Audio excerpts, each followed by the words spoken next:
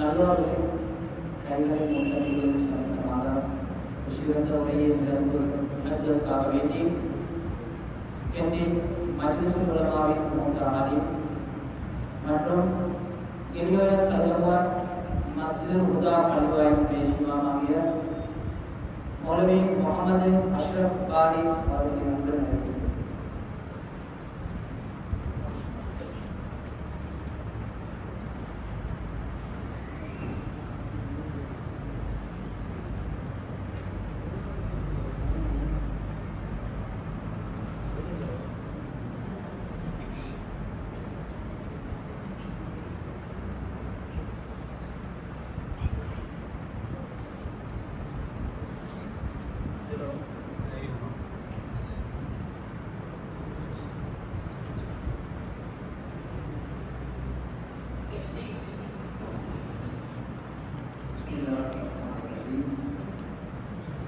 الحمد لله رب العالمين والعاقبة للمتقين أشهد أن لا إله إلا الله وحده لا شريك له وأشهد أن سيدنا ونبينا مولانا محمد الله ورسوله اللهم صل وسلم على رسولك سيدنا وسندنا ومرشدنا وحبنا محمد وعلى آله وأصحابه وأتباعه وأزواجه وذرياته وأهل بيته الطيبين الطاهرين رضوان الله تعالى عليهم أجمعين. أما بعد فقد قال الله تعالى في محكمه التنزيل وقرآنه المجيد أعوذ بالله من الشيطان الرجيم بسم الله الرحمن الرحيم إن الذين قالوا ربنا الله ثم استقاموا تتنزل عليهم الملائكة ألا تخافوا ولا تحزنوا وأبشروا بالجنة التي كنتم توعدون.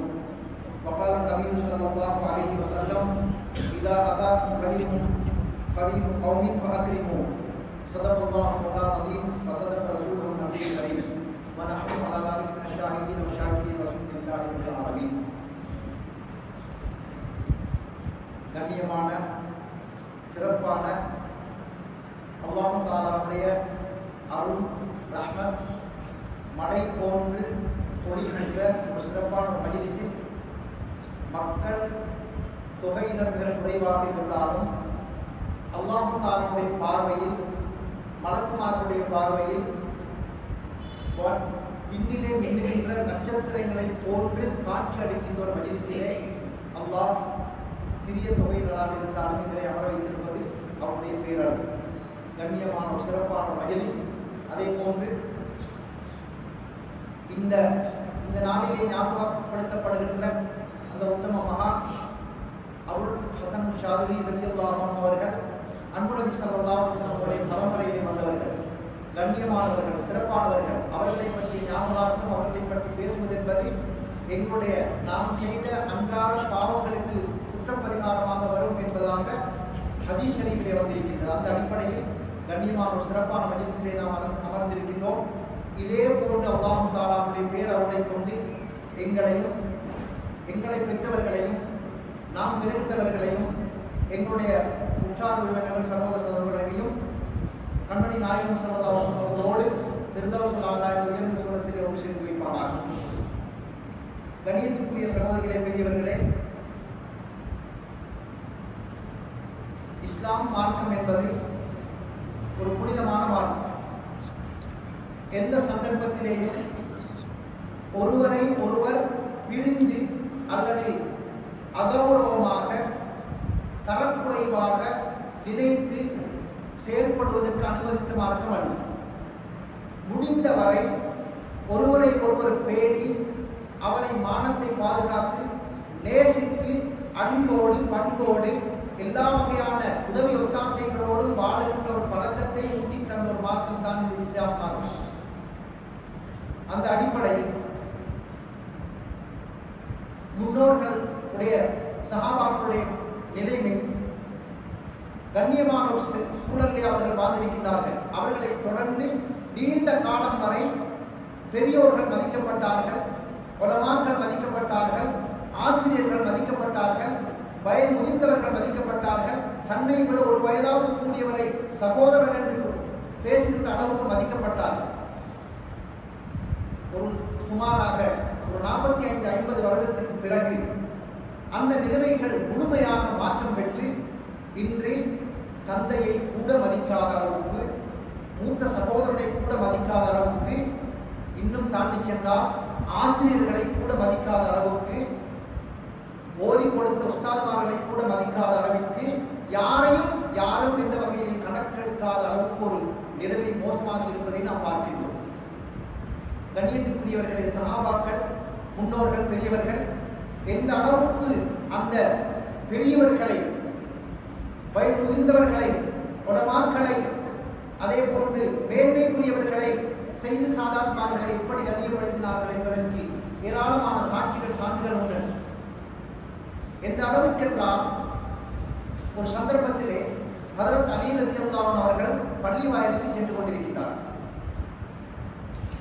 போகின்ற பொழுது சுபஹுடைய நேரம், முன்னால் ஒரு வயோதிபர் போய் கொண்டிருக்கின்றார். இந்த வயோதிபருக்காக வேண்டி ஹதரத் அலி ரலியல்லாஹு அன்ஹு அவர்கள் முன்னால்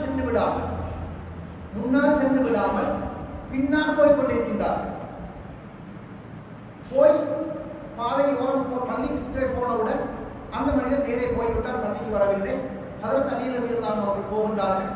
அங்கே போனால் முதலாவது ரக்காத்திலே ருக்குவிலே ஹதரத் ஸல்லல்லாஹு அலைஹி வஸல்லம் அவர்கள் இருக்கின்றார். ருக்குவிலே போய் சேர்ந்து கொண்டார்கள். இப்போது தொழுகை முடிவுகின்றது. ருக்குவிலே நீண்ட நேரம் ரசூல் ஸல்லல்லாஹு அலைஹி வஸல்லம் தாமதித்திருக்கின்றார்கள். சஹாபாக்கள் கேட்கின்றார்கள், யா ரசூலல்லாஹ், என்ன செய்தி, ஏன் தாமதித்தீர்கள்? ரசூல் ஸல்லல்லாஹு அலைஹி வஸல்லம் சொன்ன ஒரு பதில், இப்ராஹிம் அலைஹிஸ்ஸலாம் அவர்கள் சமூகம் தந்து அவருடைய ரெக்கையினுடைய முதுகிலே வைத்துக் கொண்டார்கள். சுஜூதிலே ருக்குவிலே இருந்து தலை உயர்த்த வேண்டாம் என்று ஏன் அலி வருகின்றார் என்று காரணம். இதுதான் செய்தி. என்ன காரணம்? ஒரு வயோதிபர், ஆனால் அவர் மாற்று மதக்காரர், ஒரு யூத வயோதிபர். அப்படி இருந்தாலும் கூட நபி ஸல்லல்லாஹு அலைஹி வஸல்லம் அவர்கள் சொன்னார்களே, வயது முதிர்ந்தவர்களை கண்ணியப்படுத்தாதவர் என்னிலே உள்ளவர் அல்ல என்று, அதற்காக வேண்டி அந்த அலி ரலியல்லாஹு அன்ஹு அவர்கள் அந்த சொல்லுக்காக வேண்டி, அந்த வயோதிபரை மதித்ததற்காக வேண்டி இப்ராஹிம் அலைஹிஸ்ஸலாம் அவர்கள் ரசூல் ஸல்லல்லாஹு அலைஹி வஸல்லம் அந்த முதுகை உயர்த்த விடாமல் ரெக்கையை வைத்திருந்த செய்தியை சொல்லப்படுகின்றது. அப்படியானால் சஹாபாக்கள் அந்த அளவுக்கு மற்றவர்களை, தகுதியுள்ளவர்களை எந்த அளவுக்கு மதிக்க வேண்டுமோ அந்த அளவுக்கு அவர்களை மதித்து நடந்திருக்கிறார்கள் என்பதுதான் இதில் உண்மை. இந்த பழக்கம் தொடராக எந்த அளவுக்கு வந்ததென்றால், சமீப காலங்களில் கூட ஆசிரியர் போகின்ற பாதையில் மாணவன் போகாத அளவுக்கு, ஆசிரியர் வருகின்ற பொழுது மாணவன் வாகனத்திலே போனால் அதை இறங்கி அவருக்கு மரியாதை செலுத்துகின்ற அளவுக்கு அந்த பண்புகள் தொடராக இருந்தது. நீண்ட காலம் அந்த பண்புகள் இருந்தது. இந்த பண்புகளை, இந்த உயர் குணங்களை, இந்த சுன்னத்தான வழிமுறைகளை உடைத்தெறிய வேண்டும் என்பதற்காக வேண்டி பல வகையான திட்டங்கள் போடப்பட்டு மிக முக்கியமான 2 திட்டங்கள் அதிலே அமல்படுத்தப்படுகின்றன. அதில் ஒன்று, எதை எடுத்தாலும் அதுவெல்லாம் இல்லை விதாத். ஒருவரை கண்டு, ஒரு ஆளுமை, ஒரு வயது முதிர்ந்தவரை கண்டு எழுதுவது விதாத் ஷிர்க்.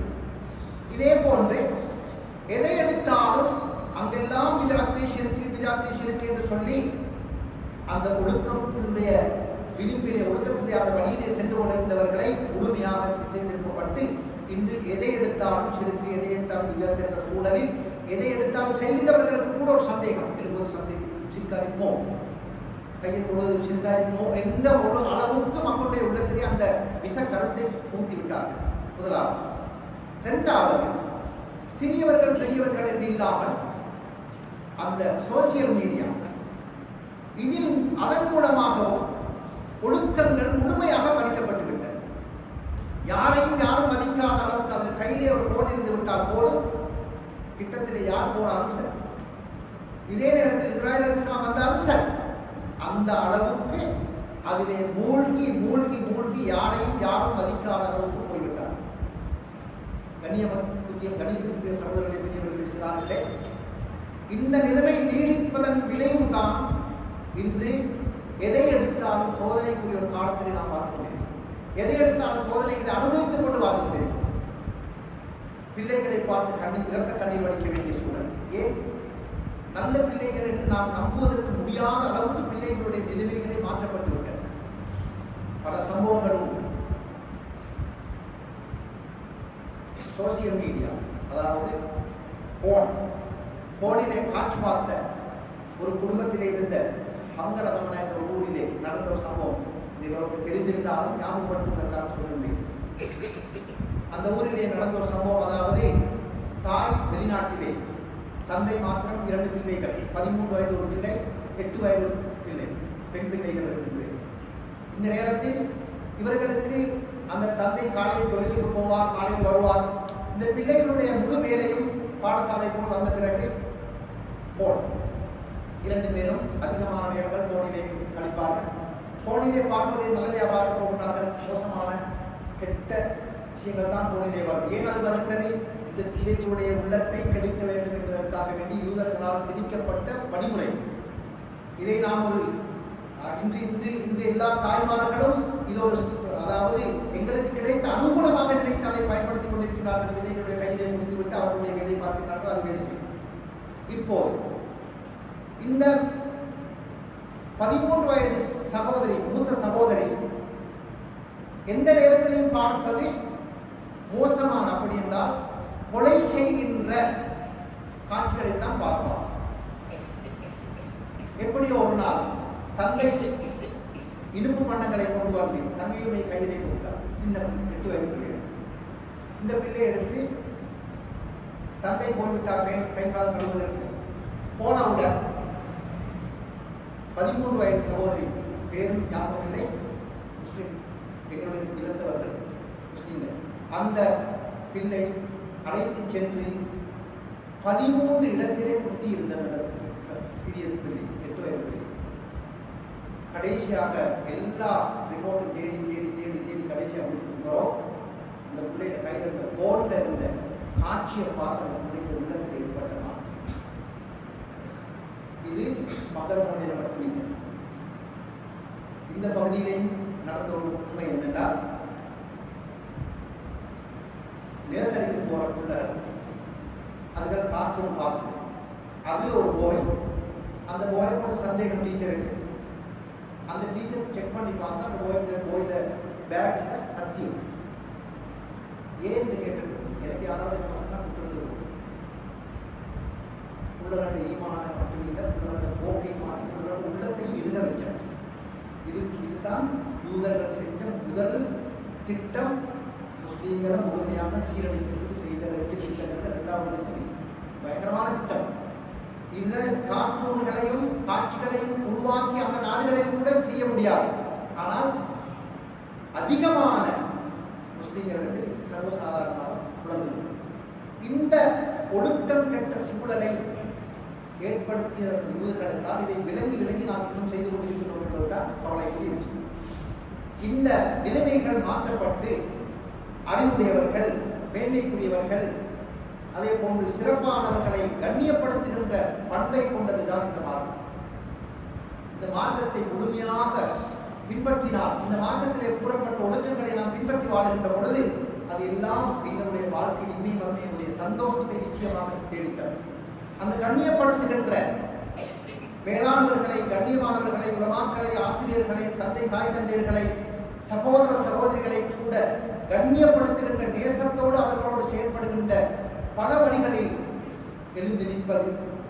ஒரு ஆளுமை கண்டால் எழுந்து நிற்க வேண்டும் என்பதல்ல, எழுந்து நிற்பது சுன்னத். ஏன்? அவரை கண்ணியப்படுத்துவது அவருடைய அறிவுக்காக. செய்தி சாதாத்மார்களை கண்டால், வயது முதிர்ந்தவர்களை கண்டால், இது எல்லாம் நடைபெற்றுக் கொண்டிருக்கின்ற காலத்தில் நிம்மதியாக எல்லோரும் இருக்கும். இன்று பிள்ளைகளால் நிம்மதி இல்லாத சூழலை நாம் பார்க்கிறோம். இந்த தொடரிலே தான் எமது முன்னோர்கள் முத்தமிடுவதை வைத்திருக்கிறார். முத்தம் இது ஒரு சாதாரண நிகழ்வாக இருந்தாலும், இது எங்களுடைய பார்வையில் ஒரு வித்தியாசமான சிந்தனையை ஊட்டினாலும், முத்தம் என்பது ஒரு விவாதத்துடைய நிலைமைக்கு இருக்கிறது. முத்தம் என்பது பல வழிகளிலே செய்யப்படும். ஒன்று, தன்னுடைய மனைவியை முத்தமிடுவது. அதே போன்று தன்னுடைய பிள்ளை, தன்னுடைய பேர பிள்ளைகள்,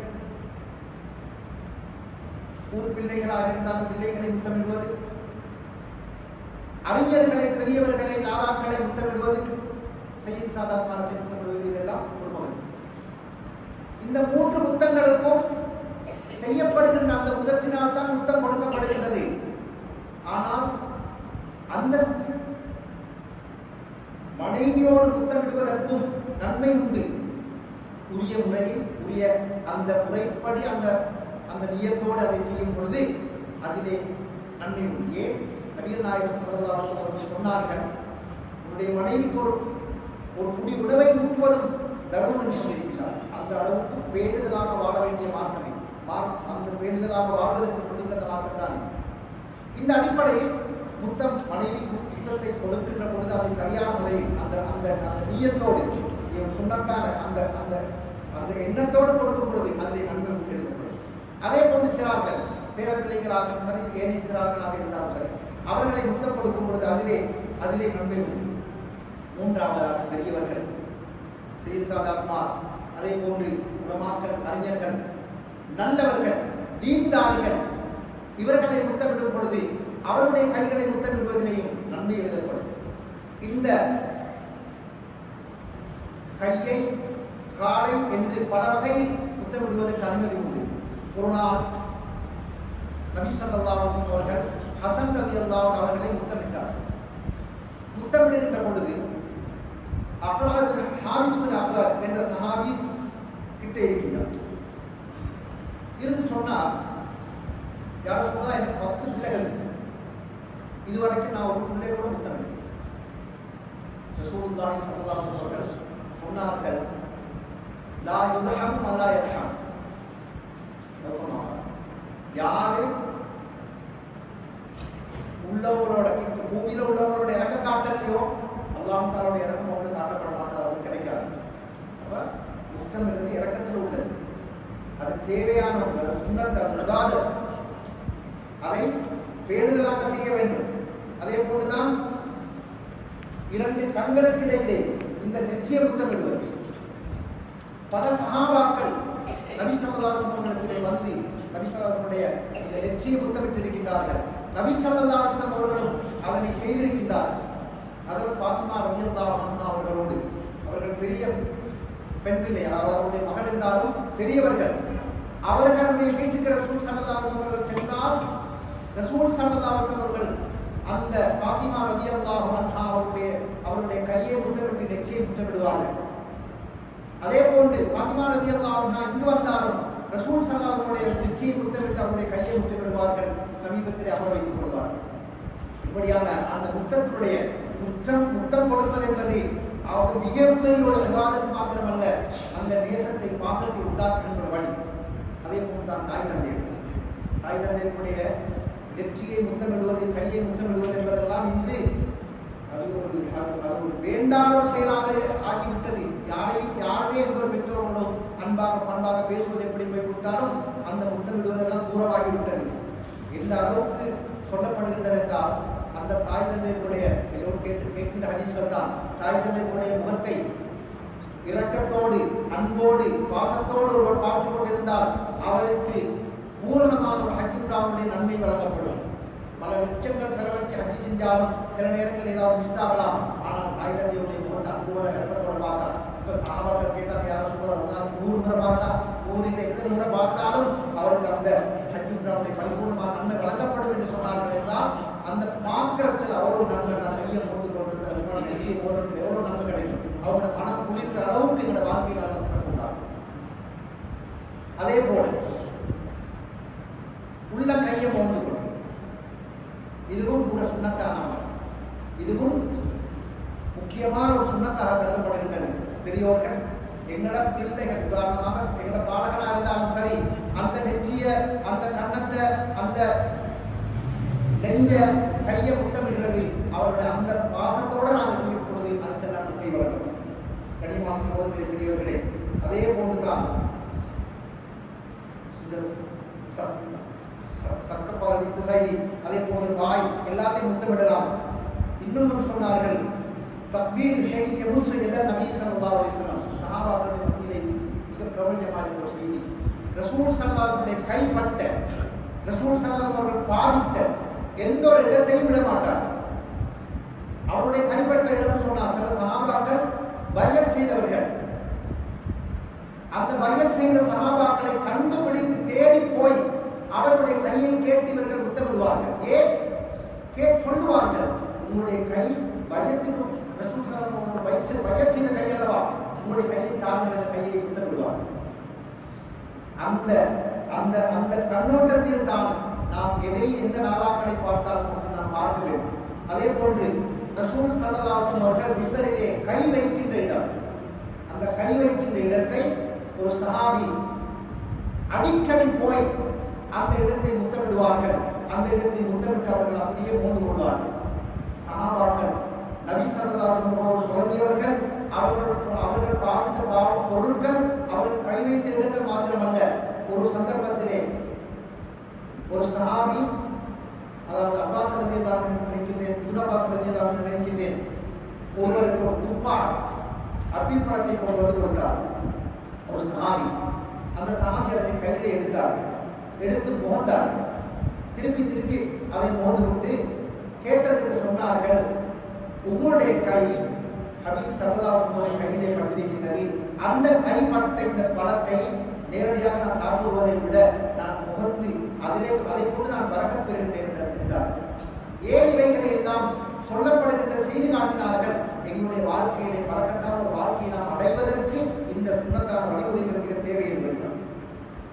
அதே போன்று பெரிய பிள்ளைகளாக இருந்தால், பெண் பிள்ளைகளாக இருந்தால் அவர்களை முத்தமிடலாம். கடைசியாக தலையை முத்தமிடுகின்ற ஒரு விஷயத்தில் ஒரு சம்பவம். ஹஜ்ரத் உமர் ரலியல்லாஹு அன்ஹு அவர்களுடைய காலத்தில் ஒரு படையை அனுப்புகிறார்கள். அப்துல்லாஹ் இப்னு உதாஃபா ரலியல்லாஹு அன்ஹு அவருடைய தலைவி ரோம் தேசத்திலே போய் இவர்கள் சிறைபிடிக்கப்படுகிறார்கள். சிறைபிடிக்கப்பட்ட பிறகு இப்போது அந்த மன்னரிடத்திலே அப்துல்லாஹ் இப்னு உதாஃபா ரலியல்லாஹு அன்ஹு அவர்களை அழைத்து செல்கின்றார்கள். படை வீரர்கள் அழைத்து சென்று கேட்கின்றார்கள். அழைத்து இவருக்கு காட்டிய பிறகு அவன் கேட்கின்றான், அரசர், நீங்கள் முஹம்மது ஸல்லல்லாஹு அலைஹி வஸல்லம் தோழர்கள் தானே, இப்போது நீங்கள் எனக்கு உதவி செய்ய முடியுமா? என்ன உதவி? நீங்கள் அந்த மார்க்கத்தை விட்டு என்னுடைய மார்க்கத்துக்கு வர வேண்டும், அதாவது அந்த மார்க்கத்தை விட வேண்டும். ஒன்று, நீங்கள் அப்படி செய்தால் என்னுடைய ஆட்சியிலே, சாதாரணமாக அல்ல, மிகப்பெரிய சாம்ராஜ்யம், அந்த ஆட்சியிலே அரைவாசி உங்களுக்கு தருகிறேன் என்று கேட்டார். அப்துல்லாஹ் இப்னு உதாஃபா ரலியல்லாஹு அன்ஹு சொன்னார்கள், உன்னுடைய ஆட்சி அரைவாசி அல்ல, முழு ஆட்சியும், இன்னொரு இதை போன்றொரு ஆட்சியும் இருந்து தந்தாலும் தரவத்தாய் ஒரு நொடி பொழுது கண்ணை மூடி திறக்கின்ற சந்தர்ப்பம் கூட நான் இந்த மார்க்கத்தை விட்டு பெற மாட்டேன் என்று உறுதியாக சொன்னவுடன் எப்படியாவது இவரை பயன்படுத்த வேண்டும் என்பதற்காக அம்பை எய்திருந்தவர்களிடத்திலே உத்தரவிட்டால் இவரை கொண்டு போய் சிலுவையிலே ஏற்றி அம்பை எய்த வேண்டும். இவருடைய கைக்கு படாமல், இவருடைய வேடிக்கைக்கு படாமல் சுத்தி உள்ள இடங்களுக்கு அம்பை எய்தி இவரை பயன்படுத்த வேண்டும். அடித்தார்கள், எந்த மாற்றமும் இல்லை. கேட்டார்கள், திரும்ப வந்து கேட்டார்கள், என்ன ஒன்று, எந்த மாற்றமும் இல்லை. ஒரு தரவத்தாய் ஒரு கண்ணை கொத்தி கொடுக்கின்ற அளவுக்கு கூட, கொத்தி திறக்கின்ற அளவுக்கு கூட நான் மாற மாட்டேன் என்று சொன்னவுடன் இன்னொரு விவாதத்திலே வருகின்றது, ஒரு அறையிலே போட்டு அடைக்கப்படுகின்றார்கள். மதுபானம், பன்னியின் இறைச்சி, இவைகளை மாத்திரம் கொடுத்து அவர்களை அப்படி அடைக்கப்படுகின்றது. 3 நாள் இருக்கின்றார்கள், எந்த விதமான மாற்றமும் இல்லை. அவருடைய அப்படியே கருத்தை துன்பம் போட்டு கொண்டிருக்கின்றார்கள். இதை பார்த்த அந்த காவலாளிகள் சென்று அரசிடத்திலே சென்றவுடன் கூப்பிட்டு கேட்கின்றார்கள், என்ன நடப்பு, என்ன செய்தி என்று கேட்டவுடன் அவர்கள் சொன்னார்கள், இதை சாப்பிடுவதற்கு ஹபீப் ஸல்லல்லாஹு அலைஹி வஸல்லம் இந்த சரியான மார்க்கத்தை விட்டுவிட்டு அந்த மார்க்கத்தோடு இருந்து இதை சாப்பிடுவதற்கு அனுமதி இருக்கின்றது என்றால் அதை நான் சாப்பிடுவதற்கு போனால் பரவாயில்லை, நான் செய்ய மாட்டேன் என்றார். இந்த நேரத்தில் அந்த அரசன் சிலரை கொதித்த, ஆக கடுமையாக கொதித்த நீரிலே போட்டு அப்படியே பொசுக்கி அப்படியாவது பயன்படுத்த முடியுமா என்று பார்த்தான். இல்லை, மாறவில்லை, உறுதியோடு இருந்தார்கள். இப்போது கேட்டால் கடைசியாக என்னுடைய தலையை உனக்கு முத்தமிட முடியுமா? இவர்கள் ஒரு நிபந்தனை சொன்னார்கள், நான் முத்தமிடுகின்றேன், எனக்கு தேவை என்னோடு வந்தவர்களை நீ விடுதலை செய்ய வேண்டும். சரி என்றார், முத்தமிட்டார். இந்த செய்தி திரும்பி வந்து மதீனாவிலே உமர் ரலியல்லாஹு அவர்களுக்கு சொல்லப்படுகிறது. ஹஜ்ரத் உமர் ரலியல்லாஹு அவர்கள் கேட்டுக்கொண்டு இருந்துவிட்டு ஆனந்தத்திலே சந்தோஷத்திலே என்ன செய்தார்கள் தெரியுமா? சொன்னார்கள், ஹக்குன் அலா குல்லி முஸ்லிமின், எல்லா முஸ்லிம்களுக்கும் கடமை இவருடைய தலையை முத்தமிடுவது, நான் முதலாவது முத்தமிடுகின்றேன் என்று ஓடி சென்று அவருடைய தலையை முத்தமிட்டார்கள். இந்த சரித்திரத்தை, இந்த விஷயத்தை எதிர்க்கிறவர்கள் சொல்கிறார்கள். ஏன் அப்படி செய்தார்கள் என்றால், அந்த இஸ்லாத்தின் அடிப்படையிலே ஒரு அனுப்பிரமாணம் கூட அந்த ஈமானை யகீனை விடாமல் பாதுகாத்தது ஒன்று. அடுத்தது அந்த சஹாபாக்களை பாதுகாத்து எடுத்தது ஒன்று. மூன்றாவது அந்த சமயோசிதமாக அந்த இடத்துல இப்படி நடந்தாமல் அந்த சஹாபாக்களை பாதுகாத்து கொண்டு வருகிறது அந்த ஈமானை உறுதிக்காக வேண்டி அந்த கண்ணியம் அவர்களுக்கு வழங்கப்பட்டது என்றால், இவை எல்லாமே இஸ்லாத்துடைய பார்வையும் புனிதமானது, புனிதமான செயல். அதே போன்றுதான் ரசூல் ஸல்லல்லாஹு அலைஹி வஸல்லம் பாவித்த எந்த ஒரு பொருளாக இருந்தாலும் எங்களுக்கு தெரியும் சந்தர்ப்பங்கள் தருணம் சில நேரங்களில் அவருடைய முடியை பார்க்க கிடைப்பது கூட அதுவும் ஒரு முக்கியமான சுன்னத். அந்த முடி கூட பார்ப்பதற்கு எங்களுக்கு சந்தர்ப்பங்களை இந்திய காலத்தில் இருக்கின்றார். இவை அனைத்துமே எதை எடுத்துக்கொண்டாலும் அத்தனையுமே ஒரு புனிதமான செயற்பாடுதான் என்பதை நாம் மறந்துவிடக்கூடாது. இந்த சங்கையான காலத்தில் ஏன் இவைகளை சொல்லப்படுகிறது என்றால், அபுல் ஹசன் அலி ஷாதிலி ரலியல்லாஹு அவர்கள் கூட இந்த நல்ல முறைகளை, நல்ல பண்புகளை கொண்டவர்கள். அவருடைய வாழ்க்கையிலே அதிகமான காலங்கள் அந்த பக்குவமான வாழ்க்கை வாழ்ந்திருக்கின்றார்கள். அவர்களுடைய அந்த வழிமுறைகளை நினைவு கூறுவது எங்களுடைய நாம் சென்ற காலங்களிலே செய்த சிறிய பாவங்களுக்கு தன்னருத்தமாக குற்றப்பரிகாரமாக ஆகும் மாத்திரமல்ல, இது ஒரு நன்மையான காரியம் கூட.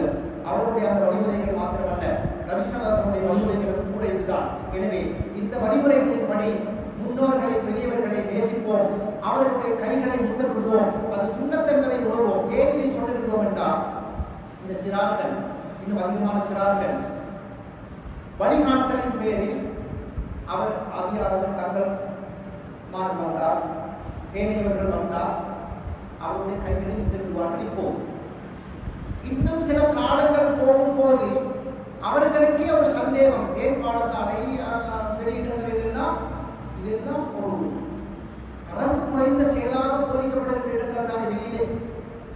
அந்த இடங்களில் எல்லாம் சொல்லப்படும் இப்படி எல்லாம் கூடாது, வித்தியாசம் சொல்லாருடன் அதை நாம் இவ்வளவு காலம் செய்திருக்கோம், தவறானதை எல்லாம் செய்திருக்கின்றோம் என்று உண்மையிலே அப்படி அல்ல. இது முக்கியமான ஒரு சுன்னத், ஈமானிய சுன்னத். அது மாத்திரமல்ல, ஈமானையும் அந்த நேசத்தையும், அந்த நேசம்தான் எங்களை கொண்டு போய் சேர்க்கும் சுவர்க்கத்திலே. அந்த நேசத்தை உருவாக்குவதற்கு சுன்னத்தான் அமல் என்பதை உணர்ந்து அதன்படி செயல்படுவதற்கு வல்லவனல்லாஹ் அனைவருக்கும் துணை செய்வானாக.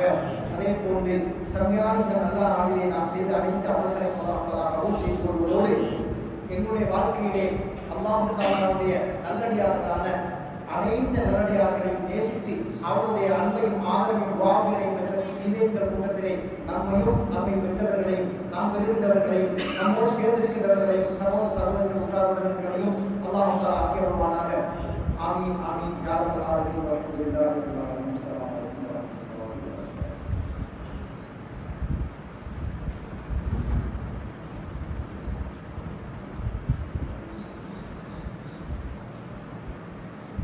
அஸ்ஸலாமு அலைக்கும் வரஹ்மத்துல்லாஹி வபரகாத்துஹு.